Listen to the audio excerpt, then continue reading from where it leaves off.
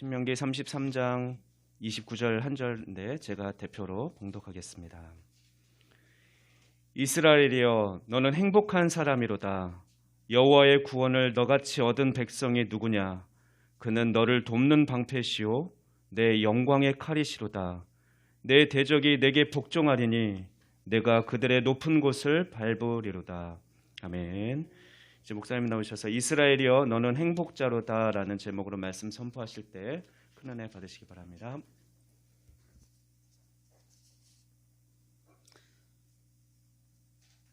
성도는 말로 말하지 말고 말씀으로 말해야 되고, 말로 말하는 것이 아니라 기도로 말해야 됩니다. 지난 한 주간 여러분의 삶은 어떠하셨습니까?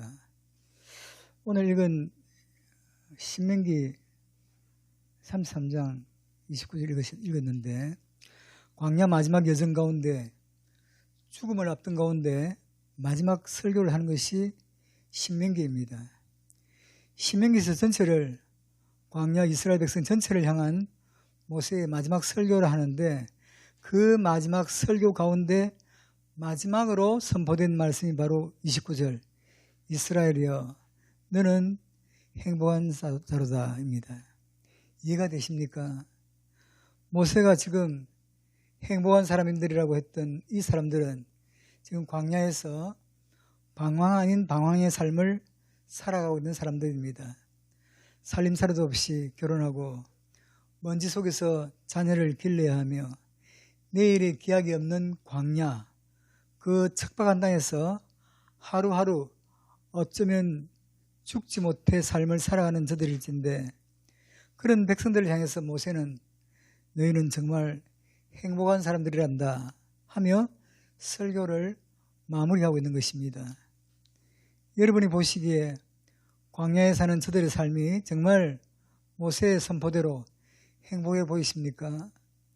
오늘 병들어 예배당에 왔는데, 사업장은 부도의 위기인데 도무지 자녀들의 앞길이 보이지 않는 가운데 예배하러 왔는데, 제가 여러분은 가장 행복한 사람들입니다 라고 선포한다면 여러분은 동의할 수 있겠습니까? 예나 오늘이나 하나님 말씀은 오직 믿음으로 받는 것이고 믿음으로 품는 것이지, 환경이 그렇게 말해주고 있기에 말씀이 말씀된다거나 조건이 갖추어진 가운데 말씀이 말씀되는 것이 아니었다는 것입니다. 최악의 상황 가운데 있는 이스라엘 백성들을 향한 신명기적 설교, 그 단 한마디의 결론, 이스라엘이여 너희는 행복한 사람이로다. 여호와의 구원을 너같이 얻은 백성이 누구뇨? 목소리 높여 모세는 설교했습니다. 어쩌면 백성들은 아니요 라고 했을지도 모릅니다. 우리가 언제까지 이 고생을 해야 하냐고 했는지도 모릅니다. 저들은 이제 이 고생 지겨우니 애굽에 돌아가서 애굽이 원하는 대로의 삶을 살겠다고 목소리를 높이는 사람들도 있었을 것입니다.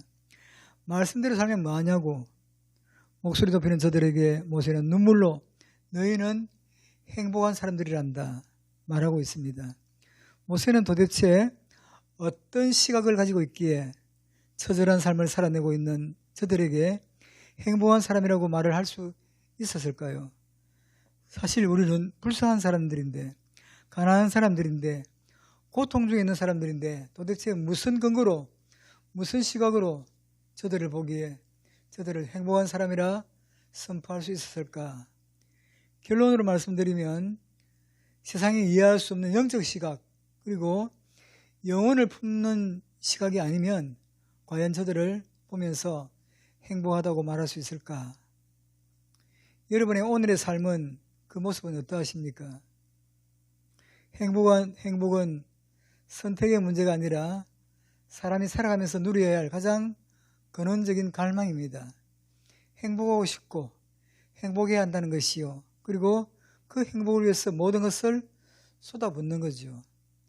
행복이 얼마나 기본적 갈망인지 대한민국 헌법에까지 명시되어 있으니, 대한민국 헌법 10조는 모든 국민은 행복을 추구할 권리가 있다라고 했으니 행복 추구권입니다. 그러나 안타깝게도 사람들은 자신이 불행하다고 생각하거나 나는 행복하지 않다고 자신의 삶을 진단합니다. 행복하기 위해서는 뭔가가 더 있어야 하고 필요하다고 생각을 합니다. 그 생각 안에서 사람들은 더 좋은 조건, 더 나은 환경을 추구하니 조금만 더 인내한다면, 조금만 더 고생하면 좋은 날이 오겠지 하면서 달려갑니다. 더 좋은 조건, 더 나은 환경이 행복을 가져다 줄 것으로 믿기 때문이죠. 과연 오늘의 사람들이 행복하다고 말하면 무엇 때문이고 행복하지 않다 한다면 도대체 무엇 때문일까? 여러분이 생각하기에 행복하게 살았다 하는 사람은 누구이고 불행하게 살았다 하는 사람은 누구입니까? 성도들이 자녀를 축복할 때 하나님 우리 자녀를 다윗처럼 축복하소서, 아브라함처럼 축복하소서, 모세같이 축복하소서. 하지만 사실 이런 사람들은 처절한 고난 속에서의 삶을 살아냈던 사람들입니다. 바울만 해도 40에 하나 감암매를 5번 맞고 3번 태장으로 맞고 수없이 죽었다고 던져진 가운데 동족의 위험, 시내의 위험, 굶주림과 헐벗음의 위험 속에서 갈 길을 가야 했기 때문입니다. 그런데 왜 우리들은 저들을 사모하며 행복하다고 보는 것일까? 그것은 우리도 모르는 가운데 영적 시각, 영혼의 시각을 가지고 저들을 보기 때문입니다. 우리가 스데반을 불행하게 보지 않는 이유가 무엇입니까? 지금 돌에 맞아 죽어가고 있는데 미소를 짓고 있고 우리도 그를 불쌍하게 보지 않는 이유가 무엇입니까? 육적 시각이 아니라 영적 시각을 가지고 영혼의 시각을 가지고 보기 때문입니다. 부자와 나사로 이야기를 보면 한평생 부자로 살다가 지옥에 간 사람, 지옥 간 부자, 한평생 거지로 몸에 병을 달고 살면서 처절한 삶을 살았지만 천국에 간 거지 나사로, 누가 더 행복한 사람이겠습니까? 사람들은 종종 이 땅에서는 부자가 행복했고 저 천국에서는 나사로가 행복했다고 이야기하지만 과연 그럴까요? 부자가 돈이 많다 하여 날마다 파티하며 화려하게 살았다 해서 그가 행복했을까? 여러분에게 삶이 다시 한번 주어진다면 여러분은 누구였으면 좋겠습니까? 사람들이 익히 알고 있는 최고의 권력자들, 이름만 대면 알 수 있는 재벌들은 과연 행복했겠습니까? 도대체 인간의 행복의 근원은 어디에 있는 것일까? 스위스의 철학자 칼 힐트는 그의 행복론에서 인간 최대의 행복은 하나님께 가까이 있는 것, 하나님과 함께 거하는 것이라 했습니다. 그가 처음부터 예수를 믿었던 것은 아닙니다. 그의 처음은 하나님을 부인했습니다. 하나님이 없다 하며 살아갔습니다. 그는 학자로서 수많은 학문과 이론을 정리하는 가운데 자신도 모르게 하나님께 가까이 가 있는 자신을 보았다고 했습니다. 인간의 진정한 행복은 하나님 안에 있다는 것이고 하나님 안에서만 누릴 수 있다는 것입니다. 사람이 40이 넘어가고 50이 넘어가며 60이 넘어가면서 예수를 믿든지 안 믿든지 부인할 수 없는 진리가 있다면 세상 내 마음대로 안 된다입니다. 무엇이 내 마음대로 됩니까?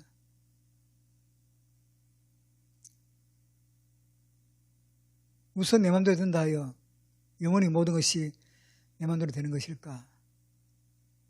그래 인생을 진지하게 그 삶을 들여다보는 사람은 자신에게 하나님을 의지하라 할 수밖에 없는 것입니다. 칼 힐트가 그랬던 것처럼 진정 인간이 무엇인가를 아는 사람은 하나님을 찾아 구할 수밖에 없는 것입니다. 아무리 처절하게 노력해도 결론은 인간은 인간의 문제를 해결할 수 없다인 것입니다. 요람에서 무덤까지 복지정책을 완벽하게 구비해서도 아니 올시다입니다. 진짜 과학자는 그 깊이를 더해가며 하나님을 찾아 구할 수밖에 없다 합니다. 진짜 의사는 환자를 대하면 대할수록 삼가 이 환자는 내가 고치는 것이 아니구나 하면서 하나님을 찾아 구하게 된다 합니다. 사람들은 종종 행복에 대해서 얘기할 때 마음먹기에 달렸다고 마음을 이야기하곤 합니다. 그러나 여러분, 사람이 스스로 행복하다고 느낀다 해서 행복한 것이겠습니까? 어렵게 살면서 긍정의 마인드로 나는 행복해, 나는 행복한 사람이야, 이렇게 되뇌인다 해서 행복한 사람이겠습니까? 아직도 여러분의 판단이, 여러분이 가진 사고가 완전하다고 느끼십니까? 인간의 판단, 인간의 선택은 절대로 완전하지가 않습니다. 그 증거가 여러분의 배우자를 보면 알 수 있지 않습니까? 한때 이 사람 없으면 안 돼, 이 사람 아니면, 그래서 엄마 아빠는 없어도 돼, 오빠야만 있으면 돼. 집에서는 방도 안 치우는 년이 오빠 하숙방에 가서는 양말을 빨아주면서 그렇게 잡은 오빠의 모습이 이럴 줄 누가 알았겠습니까? 웃기 위해서 한 이야기입니까? 지금 여러분이 바라보는 여러분의 삶의 시각이 완벽하다고 생각하십니까? 내가 스스로 행복하다고 해서 행복한 거냐고 지금 묻고 있습니다.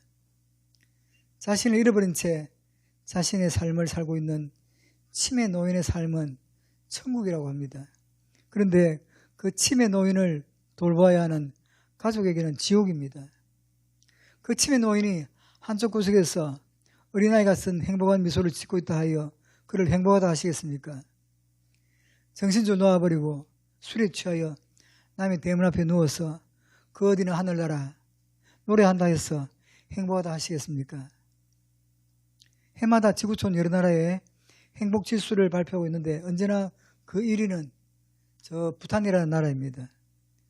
고난 가운데 하루하루 처절한 삶을 살아가는 사람이 행복합니다 라고 말한다 해서 행복이겠습니까? 북한 사람들이 김일성, 김정일, 김정은 대대로 흘러오는 그 독재 안에서 장군님으로 인하여 행복하다고 하면 진정으로 행복한 것이겠습니까? 어쩌면 스스로 쇠뇌된 가운데 스스로에게 쏟고 있는 것이 아닐까.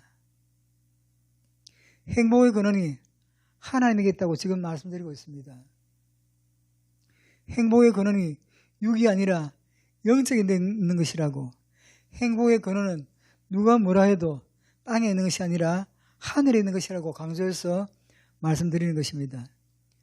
만일 누군가가 행복하다면 영적, 영혼의 시각 앞에서 그려내야 하는 거 아니겠습니까?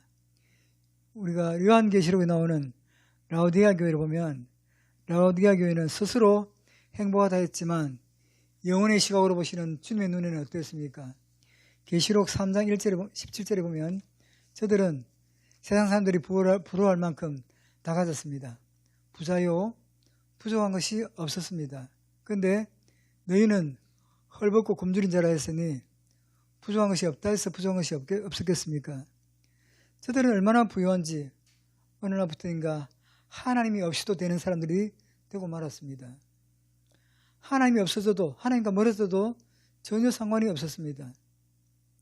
영적 시각, 영혼의 시각으로 보여지는 라오디게아 교회는 비참함 그 자체였습니다. 상대적으로 스무나 교회를 향한 말씀은 무엇을 말해주고 있습니까? 계시록 2장 9절 이하에 보면 내가 네 환난과 궁핍을 알거니와 실상은 네가 부요한 자니라. 언젠가 이 말씀 앞에서 고민이 되더라고요. 만약에 성도가 저에게 와서 목사님 나 못 살겠어요, 너무 힘들어요 할 때 아니야 너는 행복한 사람이야 이렇게 말이 되는데 때로 그 보이는 현실 앞에서 함께 쪼그라들지는 않은가. 목사인데 어느 날부터인가 주님의 시각으로 주님의 마음으로 누군가를 보는 것이 아니라 인본주의적 세상적 시각으로 보고 있는 것은 아닌가. 나는 너의 환난과 궁핍을 알아. 그러나 너는 실상은 부유한 자야. 서머나 교회의 상황은 최악이었으니 지금도 환난이요 궁핍이었지만 내일 일을 아시는 주님 말씀 앞에서 보니 장차 받을 고난도 예비되어 있고 옥에도 갇혀야 되고 시험과 핍박도 기다리고 있었습니다. 그럼에도 불구하고 성경은 서머나 교회여 너는 실상은 부유한 자요 행복한 자라고 말씀하고 있습니다. 놀랍게도 성경은 삶의 여유가 있는 라오디게아 교회를 향해서가 아니라 오늘 하루하루를 처절하게 살아가고 있는 서머나 교회를 향해서 네가 죽도록 충성하라 라고 말씀하고 있습니다. 물질적 여유가 있는 육신적 사람에게가 아니라 가난하고 힘들고 자기 하나 감당하기 힘든 사람에게 오늘도 주님은 그 앞에서 아무개야 네가 해. 이해가 되십니까? 영적 시각, 영혼의 시각이 아니고서야 이렇게 말할 수 없는 것 아니겠습니까? 라오디게아 교회가 부족한 것이 없다 해서 부족한 것이 없었겠냐고 말씀드렸습니다. 어린아이가 부족을 느끼지 못하는 것은 부족하지 않았어가 아니라 아직 어리기 때문입니다.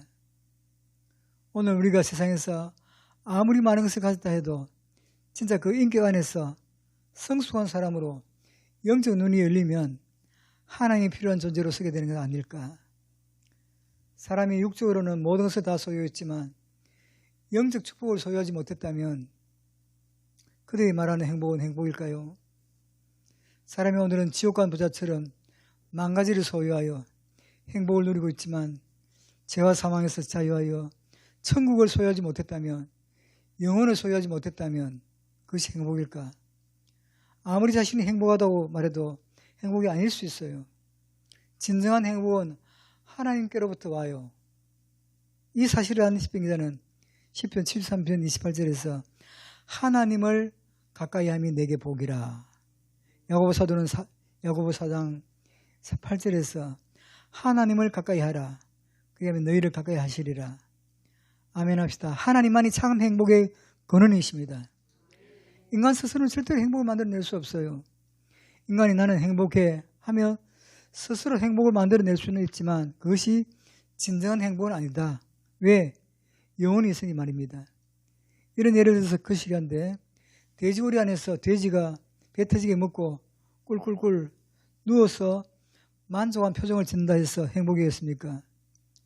이 땅에 그 누구도 하나님을 잃어버린 사람, 하나님을 놓아버린 사람, 하나님에게서 멀어져 가고 있는 사람은 아무리 화려함을 추구해도 하나님의 시각 앞에서 실상은 너는 불행한 사람이야 라는 평가를 면치 못할 것입니다. 여러분은 어떠하십니까? 인간의 행복은 인간만이 아니라 하나님도 원하신다는 걸 아십니까? 처음 사람 아담과 하와를 창조하신 하나님은 에덴의 둥지를 틀어서 살게 하셨습니다. 처음 사람의 터전이었던 에덴은 기쁨, 풍요, 행복의 뜻을 가지고 있습니다. 하나님께서 처음 사람 아담과 하와를 기쁨, 행복, 풍요의 동산에 살게 하셨던 바 하나님 안에서 모든 것이 완벽했습니다. 에덴이라는 환경 안에서 모든 것이 행복이었고 모든 것이 기쁨이었고 모든 것이 풍요였습니다. 배우자를 보면서도 흡족하여 이는 내 살 중에 살이요 뼈 중에 뼈라 했죠. 여러분 아담이 그렇게 행복했다가 어느 순간 행복을 잃어버리게 되었습니다. 행복을 잃어버린과 동시에 불행이 시작되었어요. 에덴 동산에서 쫓겨난 것입니다. 행복 동산, 기쁨 동산, 풍요의 동산에서 쫓겨난 것입니다. 자, 그렇다면 묻겠습니다. 아담의 불행이 시작된 시점은 에덴 동산에서일까요? 에덴 동산에서 쫓겨나면서부터일까요? 에덴 동산 안에서입니다. 보여지는 에덴이라는 환경은 그대로 있지만 보이지 않는 하나님과의 영적 관계가 딱 단절되면서 아담은 숨는 자로 하나님 앞에서 숨는 자일 뿐 아니라 갑자기 배우자 앞에서도 불행을 느끼는 사람으로 당신 때문에 선악과를 먹어서 이징이 됐다고 말하는 에덴이라는 환경은 하나도 변하지 않았어요. 그런데 불행이 시작되었습니다. 아담 이후 이 땅을 살아가고 있는 모든 사람은 하나님을 놓아버리고는 진정한 행복, 진정한 기쁨이 없어요. 많이 가져보시고 많이 누려보시고 많이 다녀보십시오. 만족이 있겠습니까? 그럼에도 사람들은 에덴을 꿈입니다. 더 나은 환경. 그러다 요즘에는 진짜 에덴 동산에 살고 싶었는지 그 행복을 위해서 자연에서 살겠다고 산속으로 들어가 자연인으로 사는 사람들이 있는데 혹시 여러분 중에 TV에 나오는 자연에서 살리라 그 프로그램에 나온 사람들 부러운 분 있으십니까? 산속에서 홀로 사는 분들 프로그램이 그들을 미화시키지만 도대체 그게 삶일까 싶어요. 산에 가서 열매를 따다 먹고 약초를 캐서 먹고 하면서 나는 이 산속에서 정말 행복하다 걱정 하나도 없다 하는데 당신이 그렇게 사는 동안 당신이 가족이 지불해야 되는 대가는 얼마인지 아는가? 그 자연인이 요리를 하고 설거지를 하고 하는데 죄송해요. 강단에서 이런 표현을 써서 저 썩을 놈이 집에 있을 때는 설거지를 했을까? 결론은 내가 행복하다로 끝나면 안 돼요. 나 때문에 당신이 행복해야. 그게 제대로 된 거예요. 다른 사람은 괴롭게 하고 나만 행복하다고 하면 그것은 환자입니다. 그래서 나는 행복합니다. 나는 행복한 사람입니다. 하기 전에 나 때문에 가족이 행복한가? 이 부분을 반드시 점검해 봐야 합니다. 나 때문에 하나님이 행복한가? 이게 중요합니다. 그 산속에 사는 사람을 보면서 남자들 중에 은근히 부러워하는 사람이 많아요. 그게 왜 부러우냐면 아내가 무서워서 그래요. 아내가 좀 자연미가 있고 그래야 되는데 억세요. 아내 목소리가 어느인가부터 기계 소리도 들리고 군대 유격장 조교 목소리도 들리고 어느 날 보니까 우리 집도 아저씨가 둘이요. 걸걸하니. 자, 여러분이 묻겠습니다. 산속에서 가족 몰라 나만 행복하면 되지 하면서 열매 따먹고 물고기 잡고 만약에 그렇다면 책임 회피 문제 있는 사람 아닐까. 그래서 이렇게 이야기합니다. 나 천국이고 지옥이고 몰라. 오늘 먹고 살면 되지 뭐. 그거 나 스스로에게 무책임한 거예요. 지나온 여러분의 삶이 무엇을 말하고 있습니까?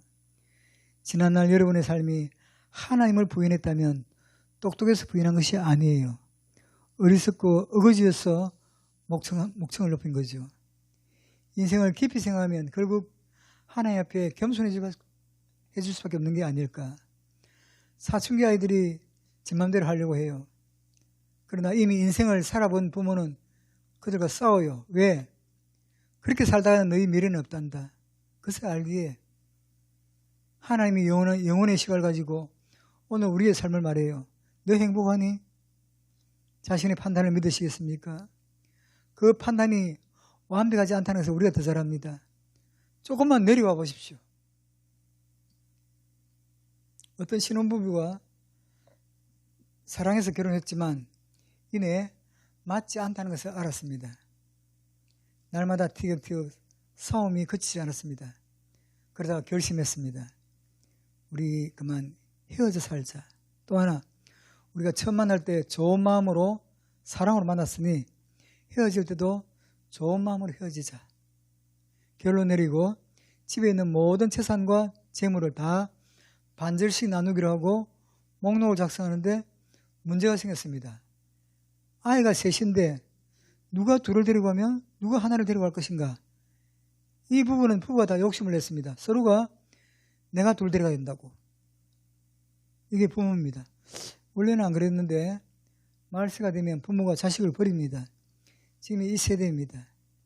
이 부부가 서로 욕심내면서 내가 둘 데리고 갈 거야.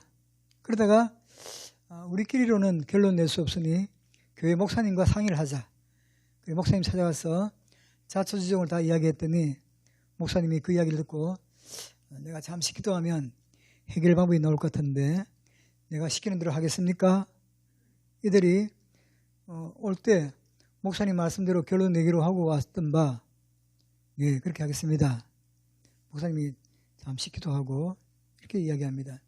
지금까지 살아왔는데 이혼이 뭐 그렇게 급하냐. 마음은 언제든지 헤어질 수 있으니 아이를 하나 더 낳아 둘씩 가지고 헤어지면 어떻겠냐고. 그 말씀에 이들이 설득이 되었습니다. 지금까지 참았는데까지 못 참아? 열심히 노력해서 아이를 낳게 되는데 문제는 쌍둥이가 나왔습니다. 또 나눌 수가 없고 그 애를 양육하고 병원 갔다 오고 뭐 하다 보니까 협동정이 생겼고 식었던 사랑도 다시 회복되고 가정이 회복되어진 거예요. 별로 암이 없네. 남의 이야기라고. 여러분은 행복하십니까? 오늘 말씀은 이스라엘이여 너는 행복자로다. 여호와의 구원을 너가 찾을 백성이 누구냐? 이스라엘 백성들은 지금 우리가 이렇게 가난하게 사는데 아무도 없는데 광야에서 지질 고생하는데 뭐가 행복하냐고. 근데 모세는 아니야, 너는 행복해. 환경이 어떻든 너 형편이 어떻든 아무 관계없어. 왜? 이 땅은 잠시야. 근데 너희들에게는 구원이 예비되어 있으니 저 하늘나라 너희 것이니 너 행복자야. 병들었어? 관계없어. 가난해? 관계없어. 꼴꼴해? 아무 관계없어. 너희는 행복자야. 모세의 시간 그거예요. 우리는 우리 자식 보면서 이 꼴에 무슨 행복? 아니, 모세는 너희는 행복한 자야.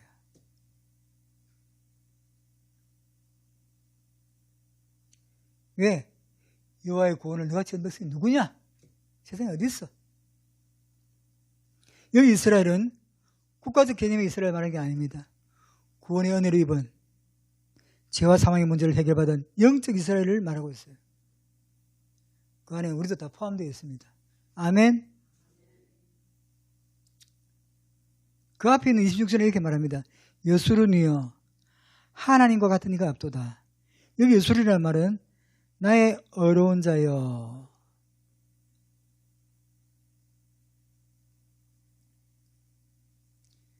나의 어려운 자여.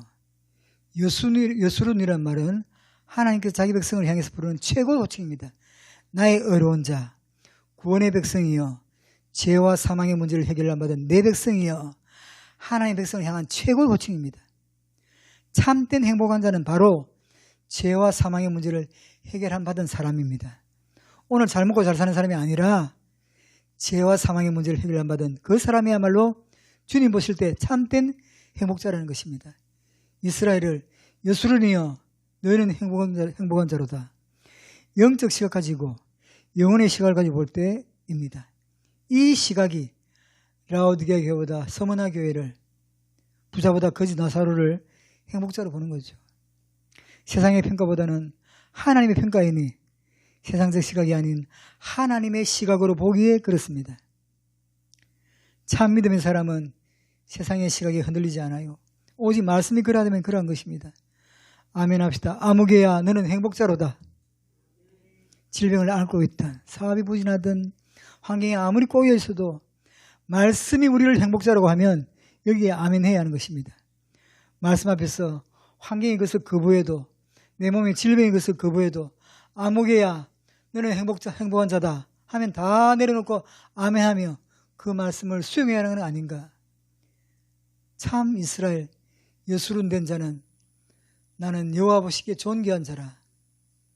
지금 이런 자긍심으로 비록 재판받는 몸이었지만, 오늘 죽을지 모르는, 내일 죽을지 모르는 신분이었지만, 사도행전 26장 29절에 보니까 말이 적으나 많으나 당신뿐 아니라 내 말을 듣는 모든 사람들은 다 이렇게 결박된 것 외에는 다 나와 가게 되기를 하나님께 원하나이다 했습니다. 이렇게 말하는 바울의 사람들은 미쳤다 했지만, 바울은 내가 미친 것이 아니라 온전한 상태에서 이 말을 한다고 했습니다. 여러분, 하나님은 살아계십니다. 자녀를 기르면서 하나님의 필요를 느끼지 못한다면 불행입니다. 사업을 하면서 인생을 살아가면서 하나님을 느끼지 못한다면 불행한 것입니다.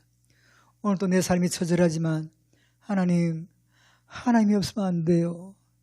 남보다 울어야 하지만, 험한 길을 가지만 나는 하나님이 아니면 안 돼요. 이렇게 말할 수 있다면 얼마나 복일까.